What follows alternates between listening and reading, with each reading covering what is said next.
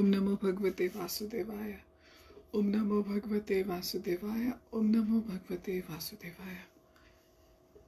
Tomorrow is Pasankusa Ekadashi, and we will do the narration of the Katha for the Pasankusa Ekadashi.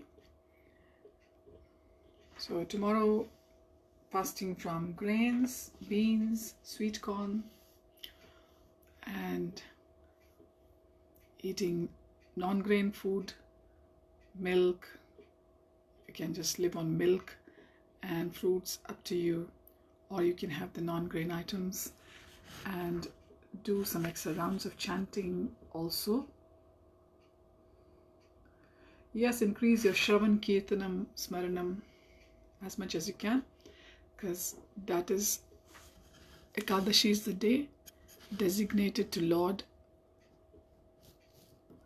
and his service.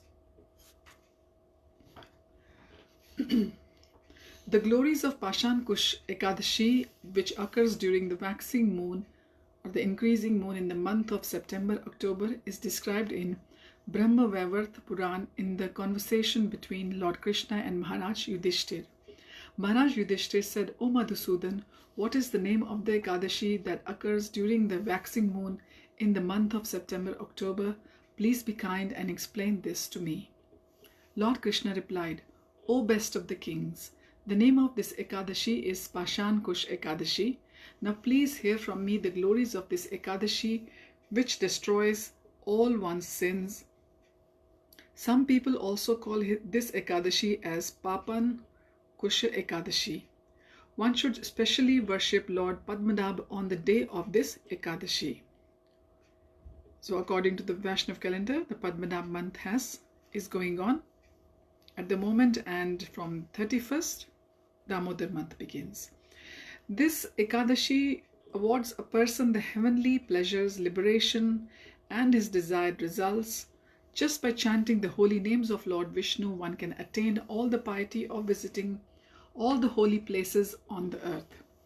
If a conditioned soul, in spite of indulging in various sinful activities due to illusion, takes shelter and offers obeisances at the lotus feet of Lord Hari, who is expert in delivering the fallen souls, then such a person does not have to go to hell.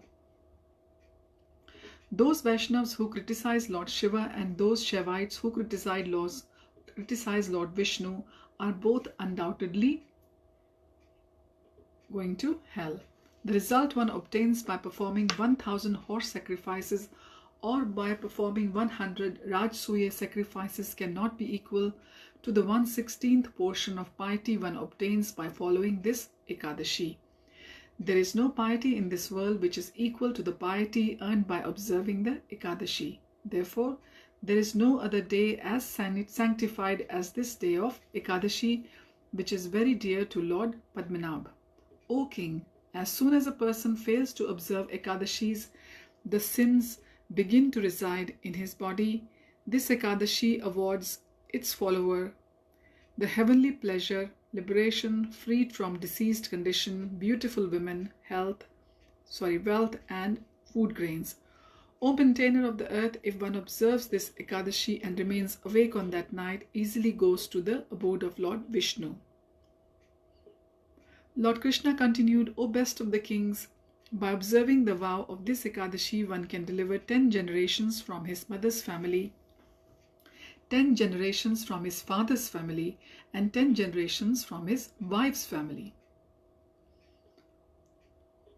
If a person observes this Ekadashi either in his childhood or youthhood or in his old age, he does not suffer the miseries of the material existence. One who strictly observes this Pasankusa or Papankusa Ekadashi, then all his sinful reactions are eradicated, and at the end of his life he returns to the abode of Lord Vishnu.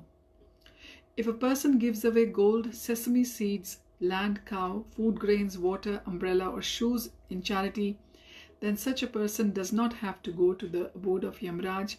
Anyone who spends the day without engaging in pious activities, he is like a dead man, although he is breathing. His breathing is compared to the bellows of the blacksmith.